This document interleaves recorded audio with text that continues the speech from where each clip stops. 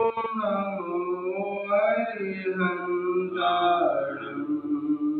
ॐ नमो सीताणम् ॐ नमो आयर्याणम् ॐ नमो वज्रायाणम् ॐ नमो लोय सर्वशाहुणम् ॐ नमो लोय सर्वशाहुणम्।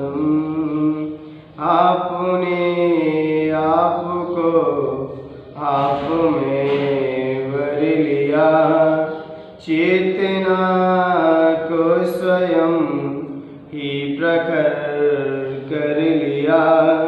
वीतरागी प्रभु हे महावीर जिन, आदिनाथ प्रभु तुम हो तारण तरण। आपके द्वै चरण में विनम्र नमन, आपके द्वै चरण में विनम्र नमन। यस्य स्वयं स्वभावाप्ति प्रभावी कृष्ण कर्मणः, तस्मै संज्ञन रूपाय नमोस्तु परमात्मने, नमोस्तु परमात्मने। जय बोले अनंतानंद सिद्ध परमेष्ठी भगवान की जय। देवाय देवी कजर श्री आदिनाथ भगवान की जय। परम पूज्य देवाय देवी कजर श्री महावीर भगवान की जय। परम पूज्य आचार्य भगवंत गुरु श्री पूज्य पाद स्वामी की जय हो। परम पूज्य आचार्य भगवंत गुरु श्री विराग सागर जी गुरुदेव की जय हो। आचार्य भगवंत गुरु श्री विनम्र सागर जी गुरुदेव की जय हो।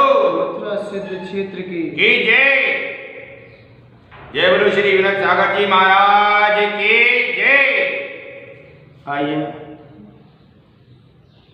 पूज्य पाद स्वामी की देशना जो विगत दिन से चल रही है।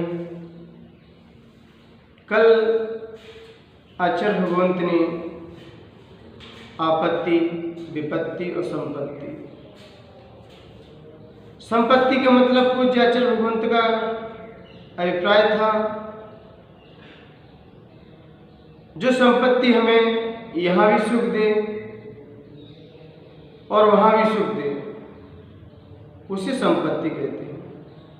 भगवान के गुणों को पाना, जिन गुण संपत्ति हो मज्जन, ये भी एक गुण, भगवान के गुण भी एक संपत्ति है। जो व्यक्ति यहाँ इन्हें अपने अंदर धारण कर लेता है वो यहाँ भी सुखी रहता है और अगले भव जो मिलेगा वहाँ भी वह सुखी रहेगा। विपत्ति का मतलब हुआ करता था जो विपत्ति यहाँ भी दुख दे और आगे चल के भी दुखी दे। व्यक्ति कोई अपराध करता है, कोई पाप करता है, कोई विषय भोग में रम जाता है और वही विषय भोग कुछ समय के लिए अच्छे लगते, लेकिन वही विषय भोग उसे दुख का कारण इसी काल में बन जाता है और आगे चल में वही जो इन विषय भोग में फंसकर जो कर्म का आपने अर्जन किया, जिन पाप कर्मों का आपने अर्जन किया, अब वह अगले भाव में या अगली पर्याय में वो जब उदय में आएंगे तब उनका रिजल्ट भी गलत ही आएगा। तो विपत्ति का मतलब जो यहाँ भी दुख पैदा करे और आगे भी। और आपत्ति का मतलब आचार्य भगवंत का कहने का अभिप्राय था जो यहाँ तो मेरे साथ रहे, जो पास में रहे, धन संपदा आदि जो तो यहाँ तो रहती है साथ में, लेकिन अगले भवों में मेरे साथ नहीं जाती, इसे आपत्ति कहते हैं। कल आचार्य भगवंत ने अपने बड़े सही तरीके से इन्हीं बात को सार्थक किया, इन्हीं बात को समझाया और उन्होंने कहा यह जीव एक विपत्ति तो समाप्त नहीं हो जाती तो दूसरी विपत्ति उसके सामने खड़ी रहती है। जैसे किसी की शादी होती, शादी होने के उपरांत जैसे ही उसे सामने समस्या खड़ी हो जाती, उसे विपत्ति आती है कि अब पुत्र की उत्पत्ति नहीं हुई। फिर जैसे पुत्र की उत्पत्ति होती तो पुत्र बीमार पड़ जाता है, तो फिर ये विपत्ति सामने फिर खड़ी हो गई। और फिर जैसे पुत्र निरुक्ता होती तो उसकी पढ़ाई की टेंशन, उसकी लिखाई की टेंशन, उसके योग्य उसे कोई सर्विस की टेंशन, एक न एक विपत्ति क्रम से खड़ी रहती है। तो आचार्य भगवंत का कहना था कि हम विपत्ति कोई भी आए सामने और आते हैं लेकिन विपत्ति में हम अपना धैर्य ना खोएं, अपनी सहनशीलता बरकरार रखें अपने अंदर और अपने अंदर एक गंभीरपन रखें, क्योंकि इसी से हम विपत्ति का सामना कर सकते हैं। क्योंकि विपत्ति में लोग अपने हाथ से भी खो बैठते हैं, अपनी जिंदगी को भी खो बैठते हैं। कल आचार्य भगवंत ने बहुत सारी बातों को अपने बीच रखा और आज आचार्य भगवंत वही जो संपत्ति भगवान के गुण की होती है और इधर भोग, यदि भोग सामग्री कोई वस्तु की आवश्यकता पड़ती है तो लोग व्यवहार में धन को भी संपत्ति कह देते हैं, लेकिन धन है क्या चीज? आइए इसी की संदर्भ में आज हर स्थिति में धन दुख कारक है कि सुख कारक है? हर स्थिति में धन सुख कारक है कि दुख कारक है? धन संपदा क्या है, आज इसके संदर्भ में चर्चाएं होंगी। आइए पहले गाथा को देखते हैं, इसके उपरांत अपनी आगे की चर्चा। दुरज्येन सुरक्षेण नरस्वरेण धनादिना स्वस्थं मन्यो जना कोपि जर्वानिव सर्पसः। दुरज्येन सुरक्षेण नरस्वरेण धनादिना स्वस्थं मन्यो जना कोपि जर्वानिव सर्पसः। पूज्य आचार्य भगवंत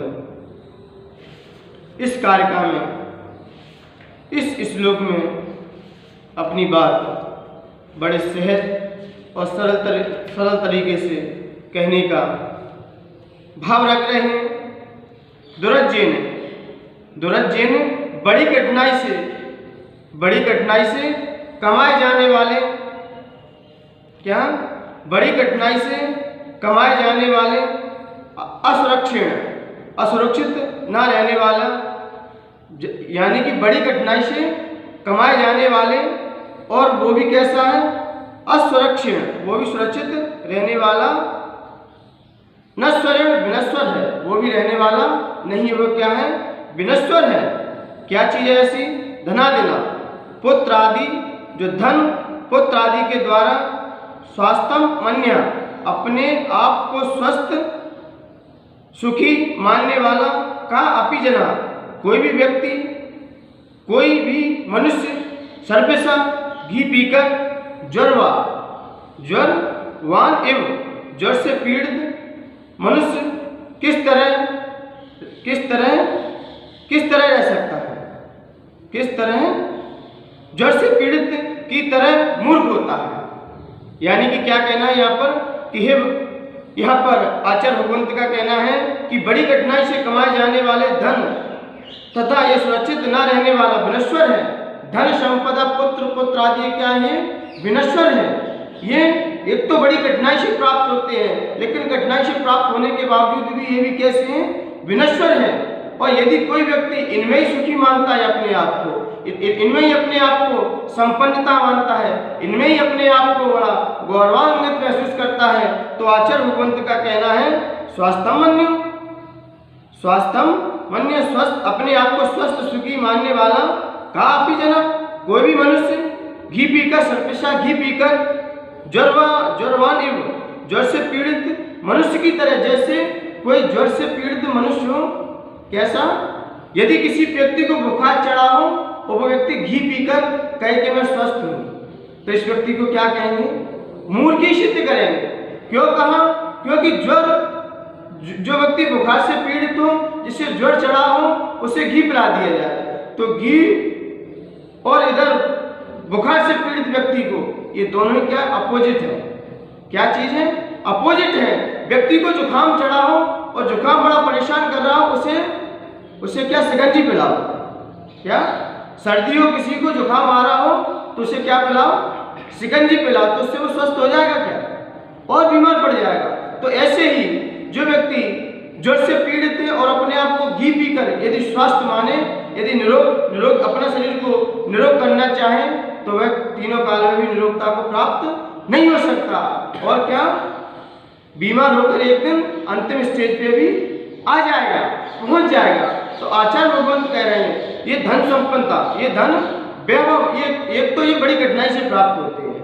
धन कितनी बड़ी कठिनाई से प्राप्त होते व्यक्ति दिन रात एक कर देता है, हाथाजोड़ी करता है, माथाफोड़ी करता है और भागादौड़ी करता है, तब कहीं जाके धन संपदा हमें जाके प्राप्त हो पाती है। और प्राप्त होकर जब हम इसमें ही और इसको पाने के लिए हमने इकट्ठा कर लिया धन, हमने अपने पास रख लिया, अब इसकी रक्षा करने की टेंशन, अब इसे कौन रखाएगा, कहाँ रखूं इस धन को कहाँ रखूं। अब इसकी सुरक्षा में व्यक्ति दिन रात डूबा रहता है, कहीं अग्नि न लग जाए, कहीं चोर से उसे सुरक्षित करता है, और कहीं स्त्री पुत्र आदि को कोई बीमारी आदि, स्त्री आदि को भी सुरक्षित रखता है, पुत्र आदि को भी सुरक्षित रखता है। एक तो बड़ी कठिनाई से कमाए, इन बड़ी कठिनाई से इनको प्राप्त किया, अब उनकी रक्षा में समय निकाल दिया, तो मान्यवर उसकी रक्षा करने में यह व्यक्ति दिन रात लगा रहता है। और दिन रात लगे हुए रहकर और कोई व्यक्ति इस धन संपदा को पाकर अपने आप को सुखी माने, तो ये उसकी क्या है, उसकी क्या है, ये मूर्खता है। क्या है? उसकी मूर्खता है, क्योंकि ये धन संपदा तो व्यवस्था है। क्या है? धन संपदा तो हमारी एक व्यवस्था है, ये कोई पुण्य कर्म का होता है, इसलिए हमें ये मिल चुकी है। इसे आप व्यवस्था समझोगे तो कहीं आपको टेंशन नहीं होगी, और कहीं इसमें ही आपने सुखी मान लिया कि ये है धन है हमारे पास तो हम सुखी हैं, और धन जाएगा तो फिर दुखी होना पड़ेगा। मान्यवर कहीं तो कहते हैं कि धन क्या है, हाथ का मेल है, और कहीं कह रहे हैं कि धन संपदा से ही सुखी और संपन्नता होते। मान्यवर ये सिर्फ आपकी क्या है, कल्पना है।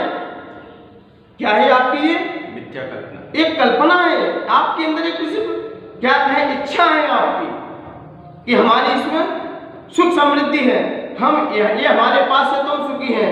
मान्यवर ऐसा तो तीनों काल में भी संभव नहीं है, तीनों काल में भी आप नहीं इसको प्राप्त कर सकते, क्योंकि सुखी व्यक्ति होता है तो बड़ा अपने आप में सुखी रहता है, अपने आप में खुश रहता है, वो पर वस्तु से खुश नहीं होता। पर वस्तु से, बाह्य वस्तु से वही खुश होते हैं जिन्हें अपने अंदर सुख दिखाई नहीं दे पाता। वही व्यक्ति पर में जाके सुख ढूंढते हैं, और पर में इतना सुख ढूंढते हैं कि व्यक्ति अपने सुख को भी भूल जाता है। क्योंकि एक व्यक्ति मटका बेच रहा था, तो एक सेठ, नगर के सेठ पधारे, वो बॉम्बे में क्या करते थे, व्यापार करते थे, उनका अच्छा बिजनेस चलता था। तो जैसे ही उनका बिजनेस चलता था तो एक व्यक्ति क्या, मटका बेच रहा था, तो पेड़ के नीचे आराम से विश्राम कर रहा था। तो जैसे ही विश्राम कर रहा था तो एक सेठ ने कहा कि हे मूर्ख, हे बालक, तू यहाँ अपना फालतू में समय व्यर्थ गवा रहा है, थोड़ा मेहनत कर, थोड़ा पुरुषार्थ कर, ताकि आपके जीवन में भी सुख समृद्धि रहे, आपके जीवन में भी सुख आए। तो उन्होंने कहा ऐसा क्या करना पड़ेगा? बोले कुछ पैसा कमाओ। बोले कहाँ जाना पड़ेगा? बोले बॉम्बे जाना पड़ेगा। बोले क्या करना पड़ेगा बॉम्बे जाके? बोले बिजनेस करना पड़ेगा। बोले बिजनेस करके क्या करोगे? बिजनेस करके फिर आगे क्या करना है? बोले फिर शादी करना है आपको, फिर आपको शादी करना है, शादी करके फिर आराम से घर में, फ्लैट में आराम से रहना, आराम से फ्लैट में आराम से सुखी से रहना। तो वो बोला, मटके वाला बोला, अभी तक मैं क्या कर रहा हूँ? आराम ही तो कर रहा हूँ। जब इतनी मेहनत करके आराम ही करना है तो मैं तो यहाँ कर ही क्या रहा हूँ? तो फालतू में इतना क्यों आडंबर करूँ? मान्यवर ये तो सारी घटना है जीवन की, इसलिए मान्यवर ये धन संपदा हुआ करती है, ये कुछ क्षण के लिए हमारे पास आती है, लेकिन हम इसमें भूले नहीं, हम इसमें अपने आप को बड़ा गौरवान्वित महसूस ना करें। क्योंकि जब प्रकरण याद आ रहा है कि जब व्यक्ति तृष्णा के वश होकर व्यक्ति धन संपदा को अपना मानने लगता है, व्यक्ति के पास कितना भी संपत्ति हो जाए, लेकिन जब तक हमारे तृष्णावश धनवान व्यक्ति तृष्णा के वश होकर ही व्यक्ति अपने आप को भूल जाता है। तृष्णा व्यक्ति के अंदर बैठ जाए तो व्यक्ति लाखों रुपए उसके हाथ में भी हो तो भी कम पड़ जाते हैं, उसके हाथ में कम पड़ जाते हैं। जब नारद जी को विचार आया। नारद जी ने जब देखा, उन्होंने संसार में आकर जब हर व्यक्ति के अंदर नजर डाली, तो एक व्यक्ति ऐसा बैठा हुआ कि वह व्यक्ति डेली भीख मांगता। क्या? डेली भीख मांगता। लेकिन कई भिखारी ऐसे थे, कई भिखारी कि स्वयं भीख मांगते थे तो शाम को उनका कटोरा भर जाता था, वो जाके अपने स्थान पर जाके पहुंच जाते थे। लेकिन एक व्यक्ति का कटोरा 1 साल तक भीख मांगता रहा। कितने? 1 साल तक भीख मांगता रहा, लेकिन उसका कटोरा खाली का खाली रहा। उसका कटोरा खाली का खाली रहा। तो जब खाली रहा, तो जब नारद जी ने विचार किया कि इसका कटोरा है कैसा, तो नारद जी ने विचार किया चलो इसे स्वर्गों में जाकर इसका कटोरा भर जाएगा। तो जैसे ही वह नारद जी उस भिखारी को विष्णु जी के पास ले गए। किसके पास? विष्णु जी के पास ले गए। और जैसे विष्णु जी के पास पहुंचे, बोले कि मैं आपके यहाँ पर एक कस्टमर लेके आया हूँ। क्या? एक आपके पास एक कस्टमर लेके आया हूँ। ये दिन भर भीख मांगता है, लेकिन इसका कटोरा खाली का खाली रहता है। इसे जिंदगी भर भीख मांगते मांगते हो गई, लेकिन इसका कटोरा अभी तक भरा नहीं। तो विष्णु ने कहा कि नारद जी, आपने कहां से आपत को मोल लेके आए हो? ये मध्यलोक से क्यों उठा के ले आए? क्योंकि वैसे ही इन लोगों की भावना रहती है, इन लोगों की बहुत इच्छाएं रहती हैं, इनको भरना तो बड़ा कठिन पड़ेगा। आप इनको थोड़ा सा दीजिए और इनको अपने साथ ले जाइए। इनको अपने साथ ले जाइए, स्वर्गों में इनको नहीं रखिए, इन्हें वहीं रहने दीजिए। तो जब ऐसा विचार किया, नारद जी ने नहीं कहा ये बड़ा दुखी है, ये बड़ा पीड़ित होता है, बड़ा दरिद्री है, और आप तो क्या कृपालु हो, आप तो जग का पालन पोषण करते हो, तो आप भी इसकी थोड़ी सी भावना को आप सुन लीजिए। तो विष्णु ने, इंद्र ने आज्ञा दी और कह दिया कि इसे कुछ धन सामग्री प्रदान कर दो, इसे कुछ धन दौलत दे दो। तो जैसे ही विष्णु जी ने इंद्र से कहा, इंद्र ने उस व्यक्ति के कटोरे को भरा, लेकिन जब भी देखता तो खाली का खाली रहता।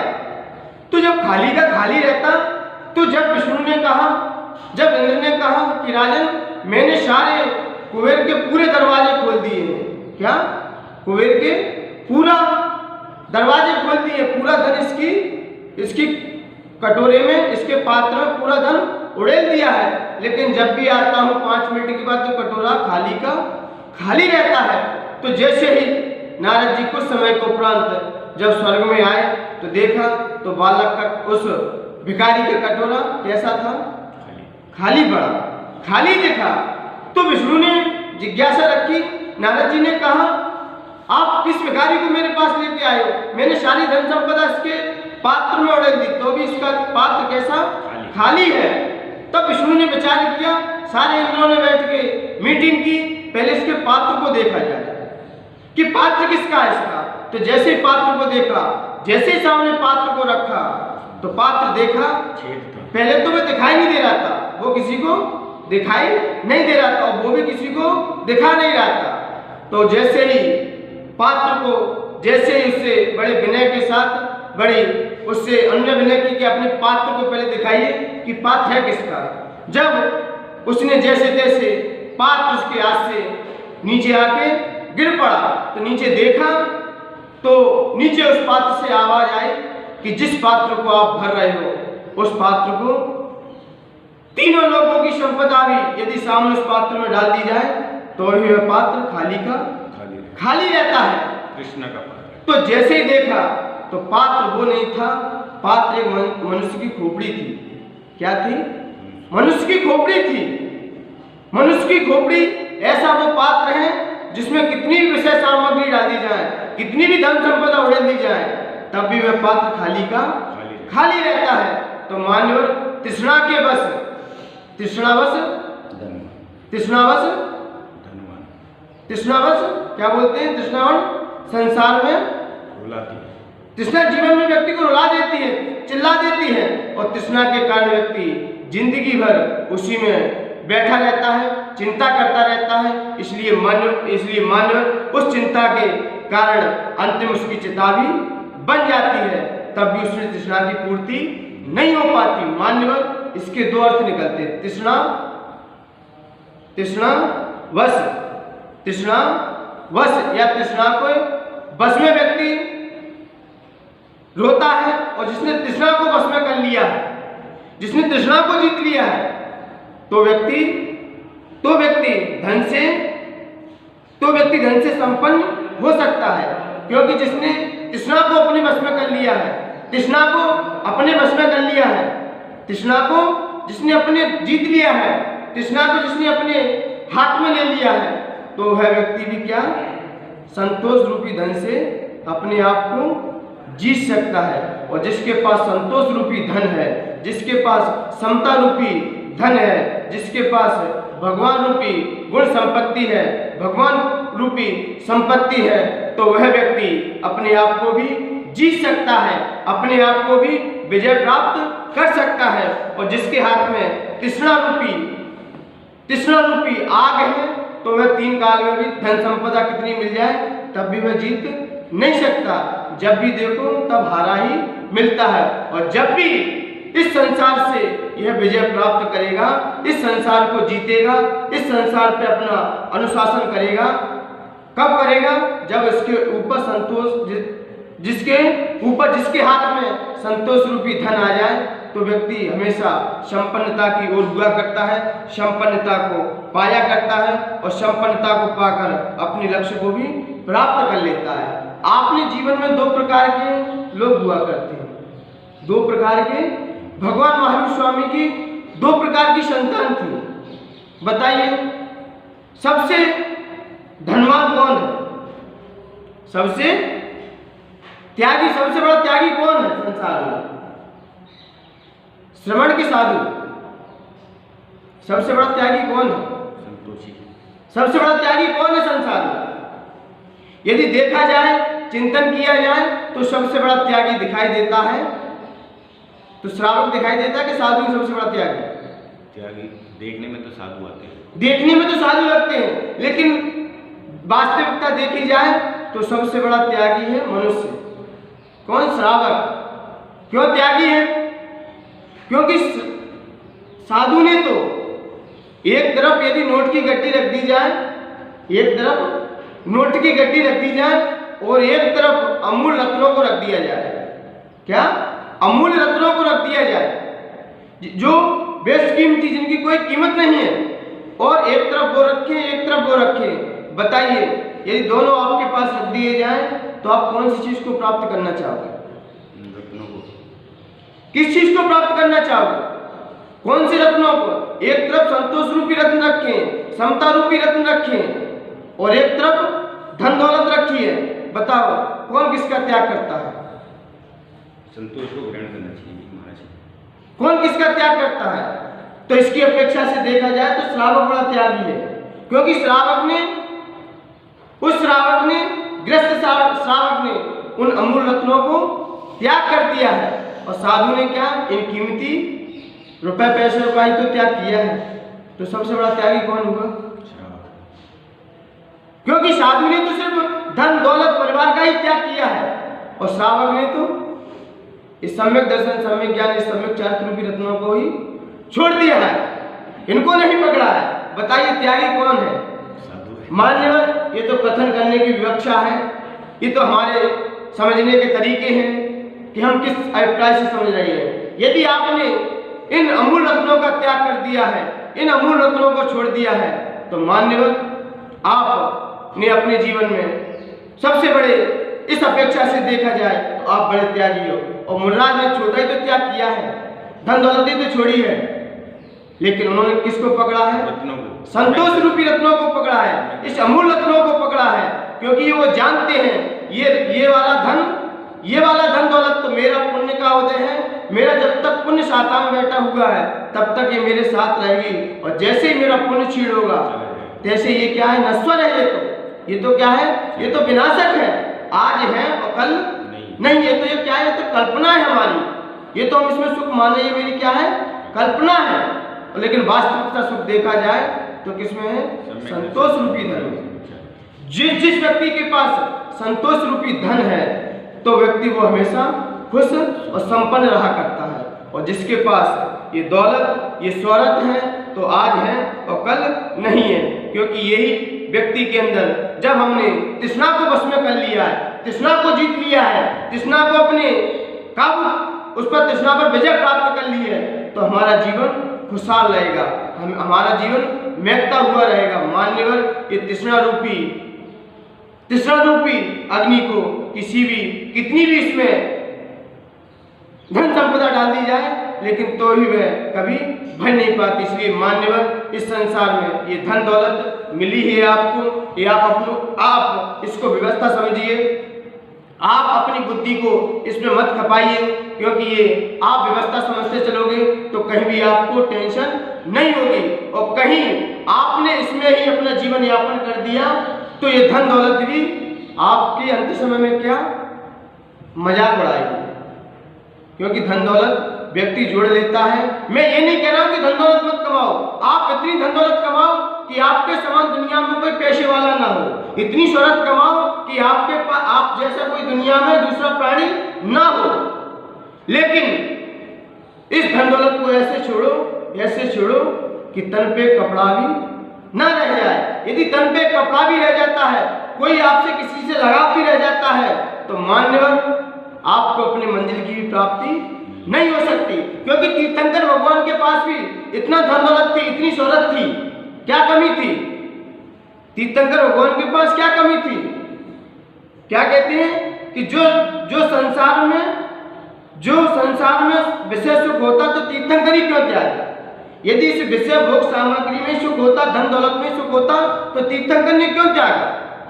तीर्थंकर ने किस तरह त्यागा कि उन्होंने अपने शरीर पे भी एक कपड़ा नहीं रखा, और कितना था उनके पास? अपार था।